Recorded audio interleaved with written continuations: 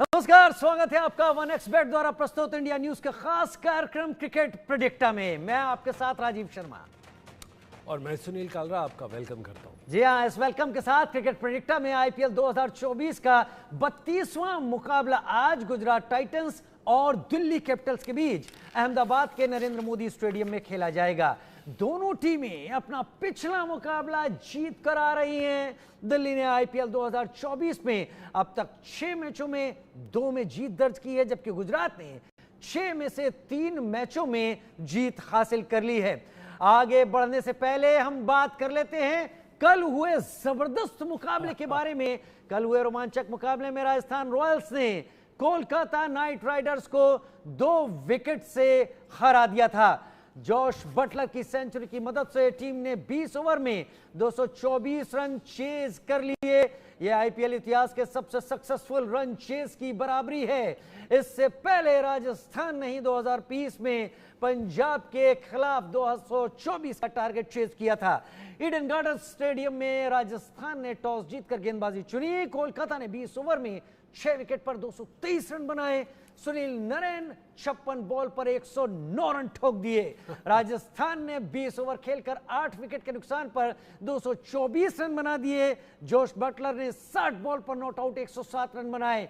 और अब बात करते हैं आज के मैच की। गुजरात की टीम इंडियन प्रीमियर लीग में तीसरी बार हिस्सा ले रही है, इसलिए इन दोनों टीमों के बीच ज्यादा मुकाबले अब तक नहीं खेले गए हैं। गुजरात और दिल्ली के बीच अब तक खेले गए 3 मैचों में से 2 मुकाबले गुजरात के नाम रहे हैं, वहीं 1 में दिल्ली ने बाजी मारी। अब चौथी बार इन दोनों टीमों का आमना सामना होगा अहमदाबाद के नरेंद्र मोदी स्टेडियम में। मेरे साथ सुनील यश कालरा।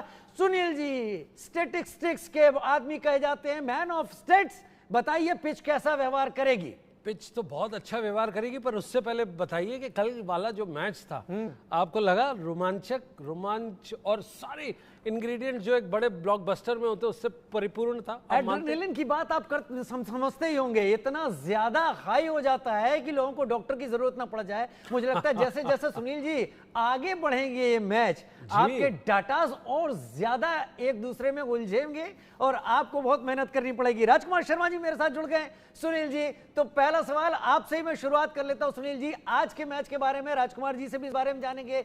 नरेंद्र मोदी स्टेडियम क्या कहता है और पिच क्या कहती है यहाँ की? देखिए, अब हम पिच की, मेरे ख्याल से पिच की बातें खत्म कर देनी चाहिए। अभी हमें बैटर्स के बारे में आना चाहिए। चलिए, क्योंकि इससे पहले अगर आपने देखा होगा कभी इतना बड़ा चेज नहीं हुआ था जो कल रात को आपने देखा, और जिस तरह से उन्होंने शॉट्स खेले। अब आ गई है बात player to player, bowler to bowler और कीपर टू कीपर।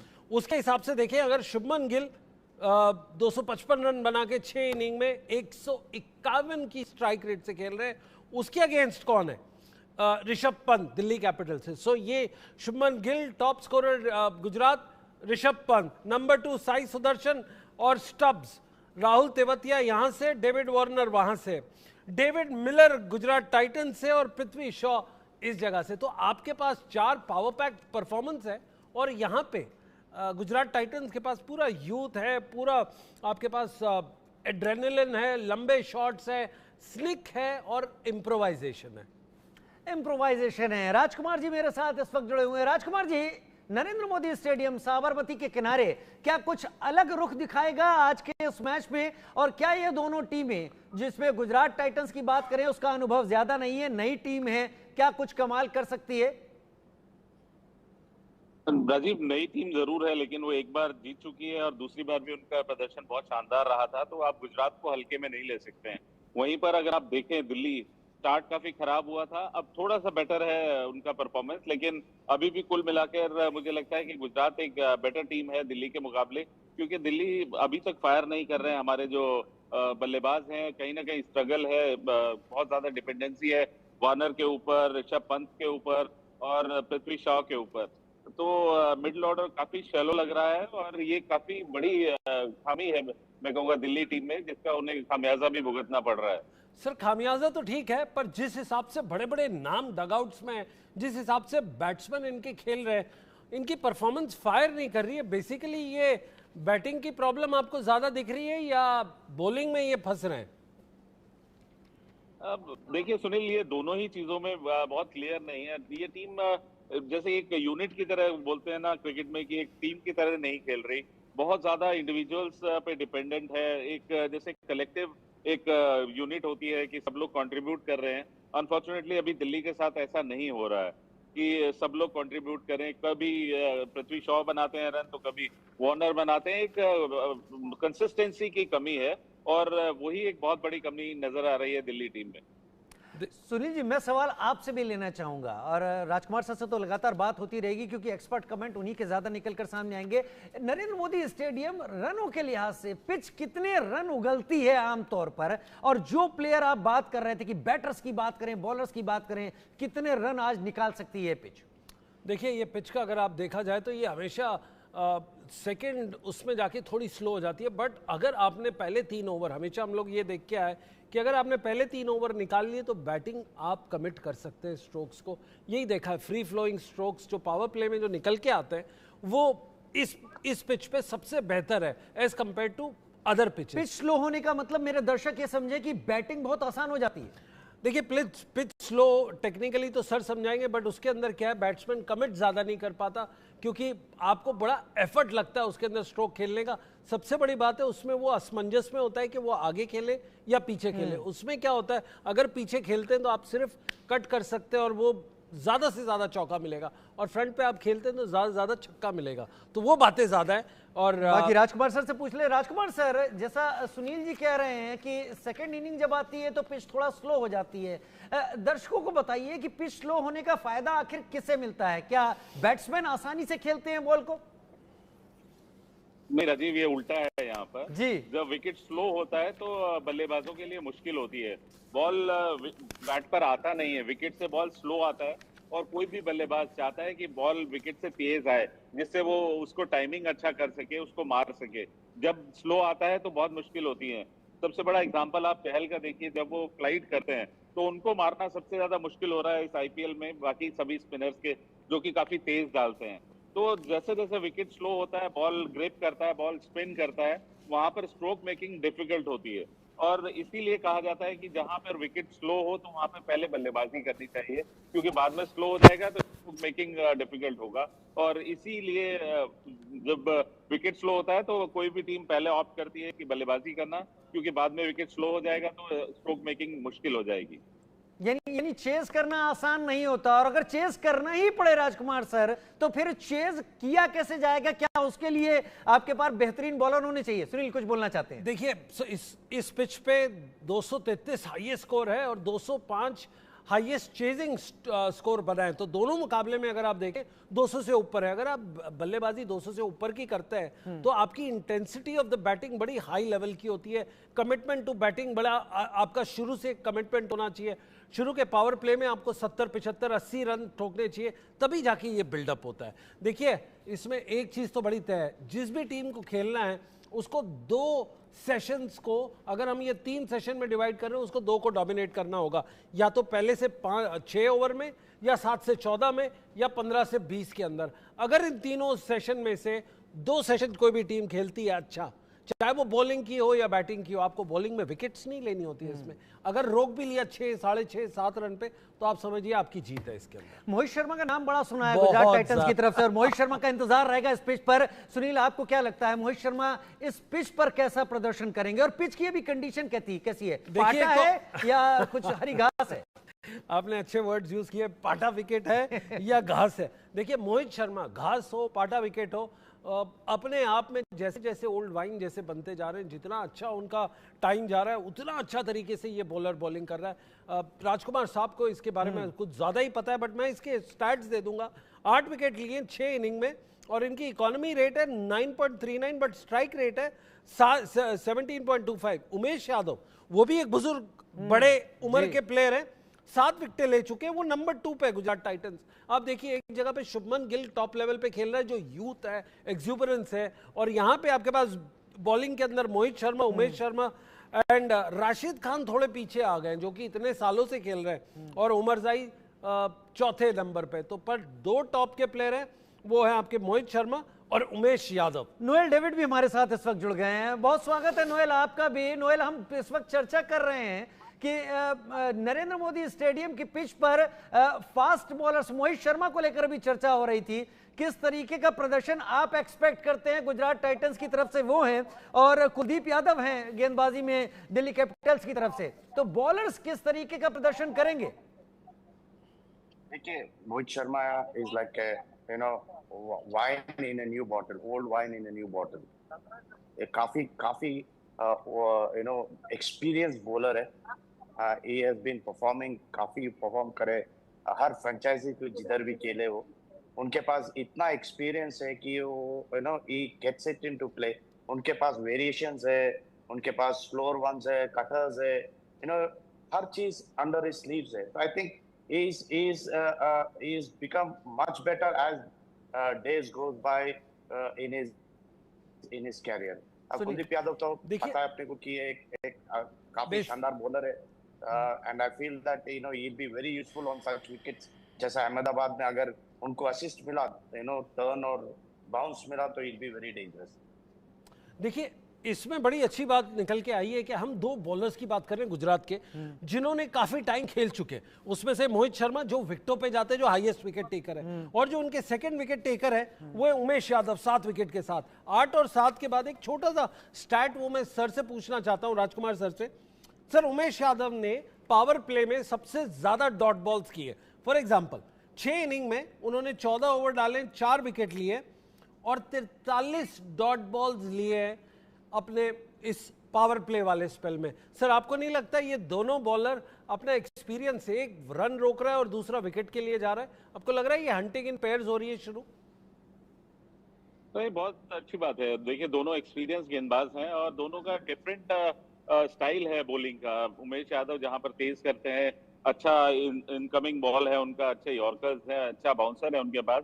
वहीं पर मोहित शर्मा बड़ी लिमिटेड से अपनी स्पीड के साथ मिक्स करते हैं, कटर्स ज्यादा डालते हैं, स्लोअर वन ज्यादा डालते हैं, बैक ऑफ द हैंड से बॉल डालते हैं। उनको पता है उनकी लिमिटेशन, जो कि सबसे अच्छी बात है उनके लिए कि उनको अपनी लिमिटेशंस पता है। वो नहीं डालने जाते 145 पे जहां वो नहीं डाल सकते हैं, वो उन्हें पता है कि वो 130 के आसपास डालते हैं, तो वहां पे बड़ा अच्छे से मिक्स करते हैं।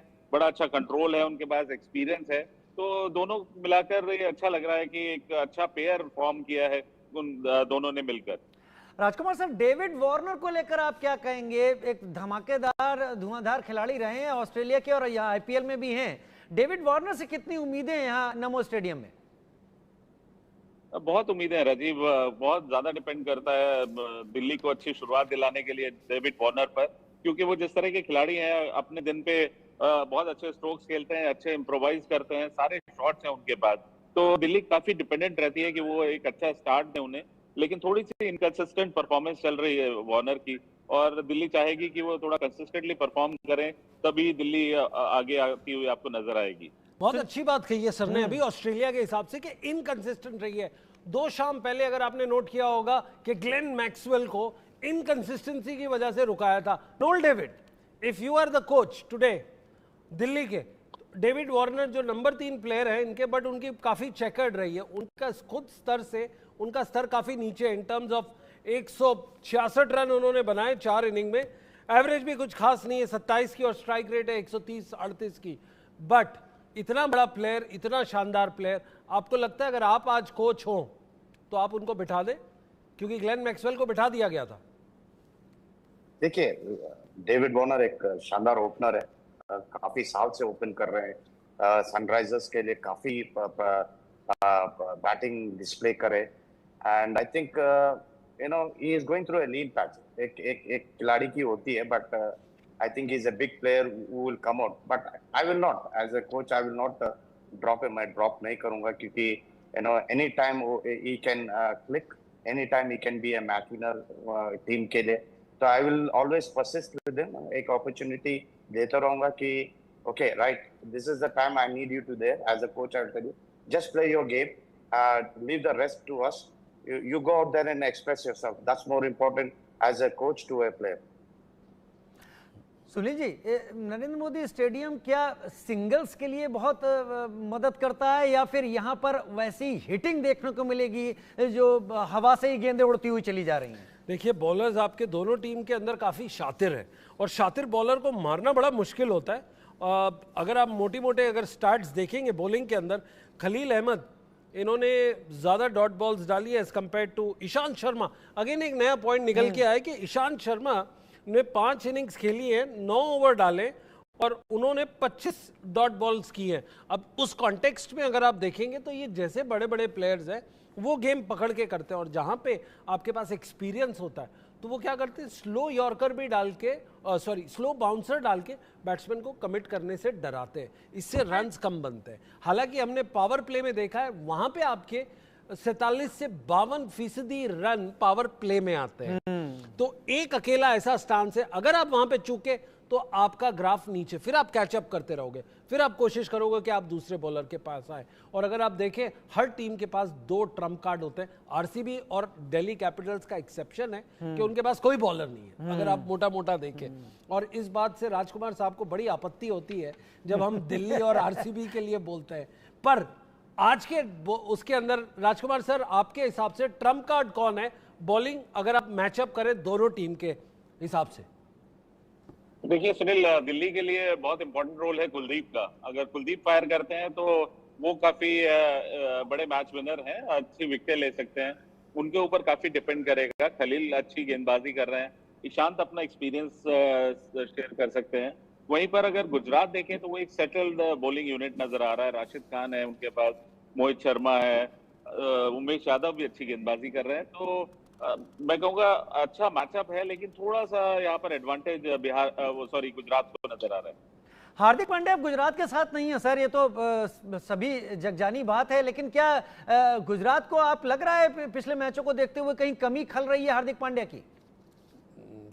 देखिए हार्दिक एक बहुत अच्छा मैच विनर है, उसकी कमी तो कभी भी खलेगी किसी भी टीम को, क्योंकि वो एक ऐसा ऑलराउंडर है जो कहीं से भी मैच जिता सकता है आपको, बल्लेबाजी में भी गेंदबाजी में भी।